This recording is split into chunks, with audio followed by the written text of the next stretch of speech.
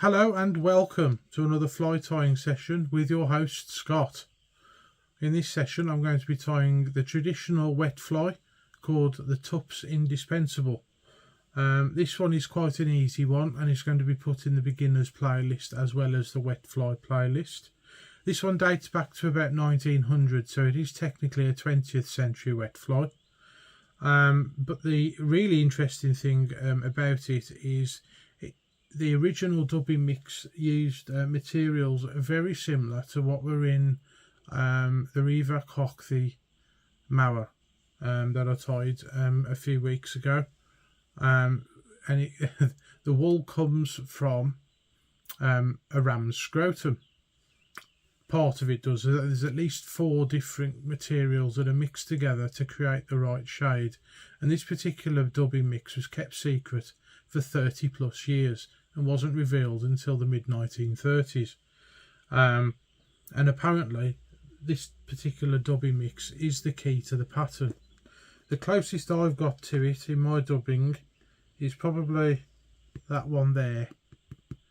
It's like a pinkish orange.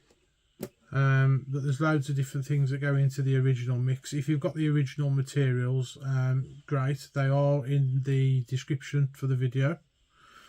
And I'm just going to get on and tie it now. So in the vise we've got a Camazon B405 in size 10. You can use any wet fly hook that you like. I like to use Camazon B405s because they're quite a light gauge wire, and for a fly such as this one you could convert it to a dry fly just by adding some gink, and the hook won't be too heavy. Obviously I've gone over the dubbing mix. We're going to be using that one. For the tying thread we're going to be using a Primrose silk in 14.0. This one's a brand called Sheer. That's going to be for the body as well.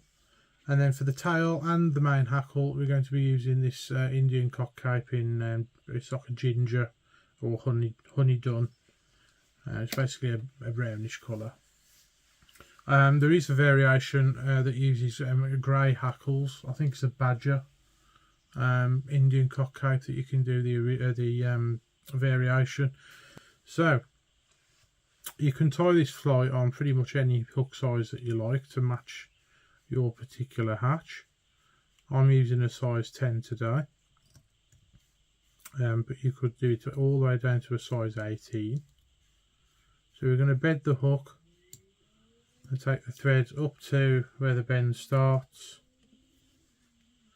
Now this thread's quite fine. If you've got a thicker one, I would use a thicker one because I'm going to build the body up with this thread, or even better if you've got a floss in the right colour, you can use the floss.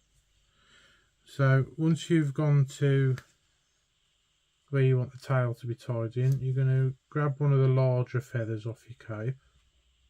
Looks like I've already had a go with this one, so we'll use that one. And we're going to pull off some fibres.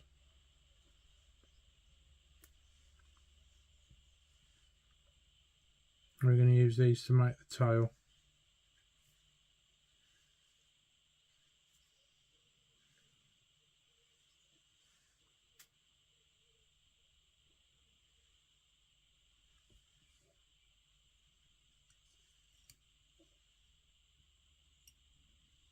Drop them in with a pinch turn, and then I like to come underneath with this particular pattern just to try and lift them. Then we're going to trim the length of the body, and then we're going to tidy up and build up the body with the thread. Like I say, even better is to use floss. I haven't got floss in the right colour.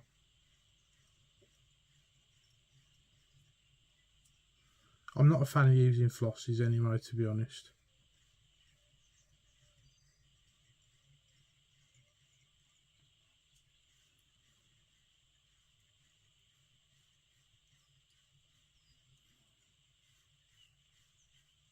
And we're going to need a fair bit of the tying thread just to cover the materials. It's quite translucent, this thread.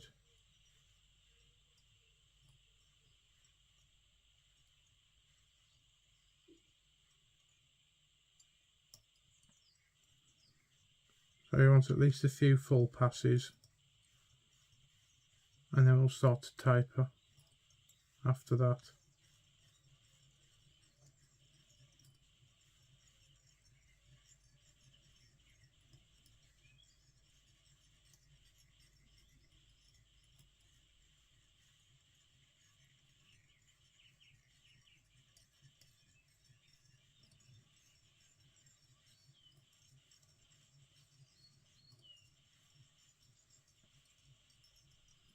Take it to about there and then come back up.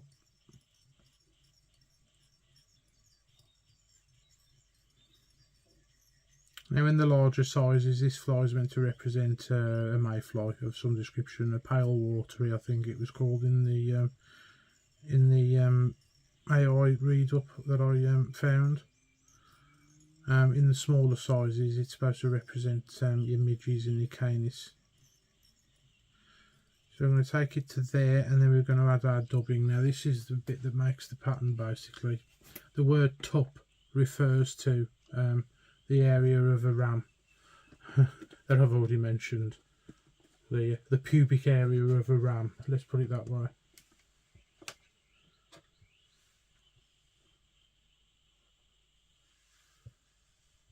So we're going to get our dubbing.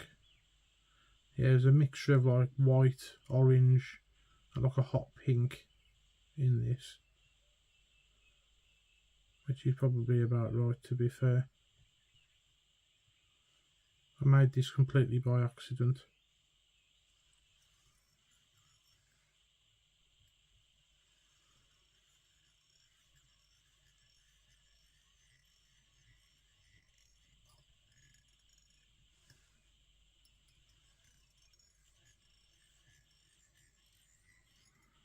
And there we are, that's our thorax done. And then we're going to get an half decent hackle feather.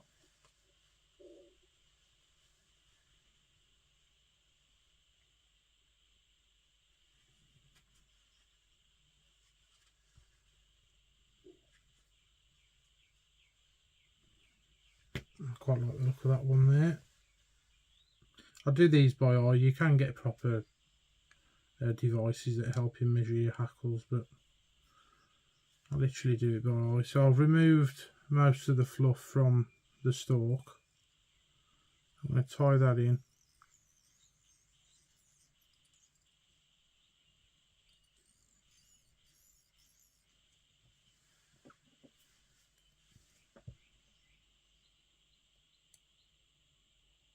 And trim away.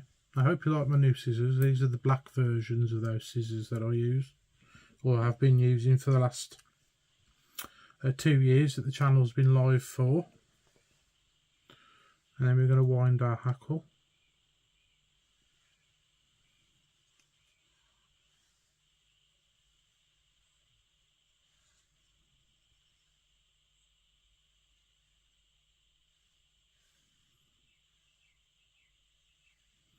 I'm tying this in such a way that it could be fished wet or dry, so it's going to have a few more turns of hackle on it than usual.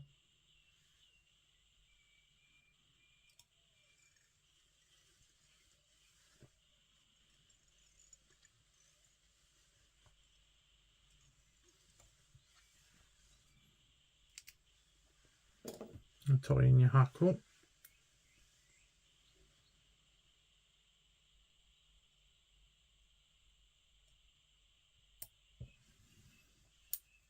And trim away the excess. There's a few fibres going forward. We're going to brush those back.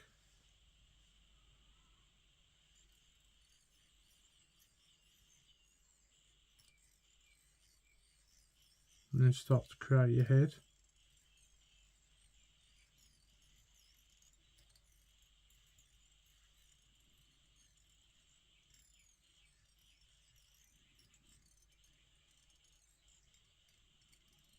It's a good old pattern this is. I vaguely remember fishing with one myself on the River Vernley, on one of the first forays into fly fishing that I had, and catching a few small fish with it, probably trout par or salmon par, but it was a long time ago now.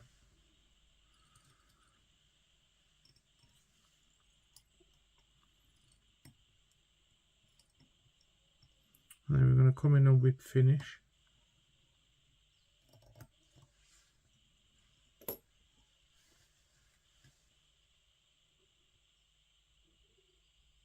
Trim away. Now, as it sits now, it's a wet fly. And if you was to brush the hackle forward, like so, and add floatant, it's a dry fly. It'd work in both situations. So it's probably going to go in both playlists for that reason. I've tied it in a certain way that allows you to do that. If you used to tie it with hen fibres, it would be strictly a wet fly then. And we're going to come in and varnish and finish.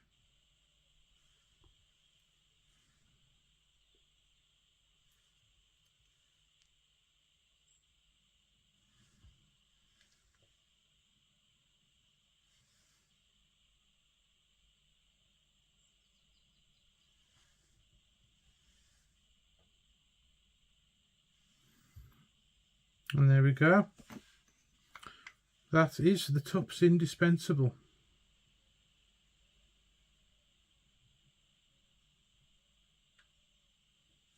Thank you all very much for watching. Please share and subscribe. And I'll catch you guys in the next one. Bye bye for now.